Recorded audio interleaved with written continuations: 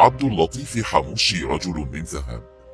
بعد الزيارة الأخيرة للسيد عبد اللطيف حموشي المدير العام للأمن الوطني ولمراقبة التراب الوطني للجمهورية الفرنسية بدعوة رسمية، والتي أجرى خلالها مباحثات مع مسؤولي الأجهزة الأمنية الفرنسية حول آليات تدعيم التعاون الثنائي في مختلف المجالات ذات الاهتمام المشترك في مجال مكافحة الإرهاب والجريمة المنظمة، بالإضافة إلى الرفع من مستويات التنسيق وتبادل المعطيات الاستخباراتية حول مختلف التهديدات الصادرة عن المنظمات المتطرفة وشبكات الجريمة العابرة للحدود الوطنية، والتي تكللت بالاستعانة بخدمات الأجهزة الأمنية المغربية لتأمين دورة الألعاب الأولمبية الصيفية باريس 2024، حيث تم توشيح السيد عبد اللطيف حموشي بميدالية الشرف الذهبية للشرطة الوطنية الفرنسية بقرار من وزير الداخلية الفرنسي،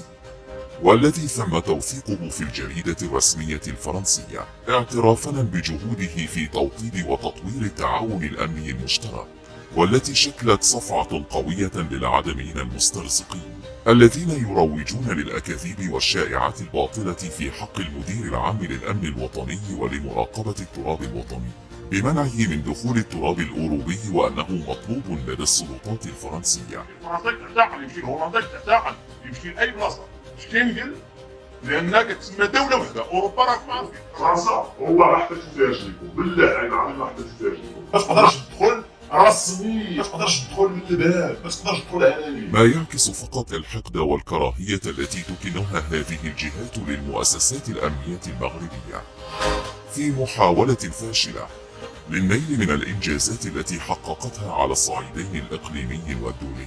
فتكريم السيد عبد اللطيف حموشي ما هو إلا اعتراف دولي بقوة وكفاءة المؤسسة الأمنية المغربية التي أضحت شريكا موثوقا لدى العديد من الدول في الحرب الدولية على الإرهاب والجريمة المنظمة العابرة للقارات.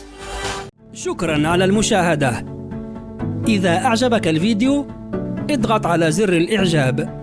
لا تنسى الاشتراك في القناة وتفعيل الجرس، وتابعنا على مواقع التواصل الاجتماعي. مرحبا بك.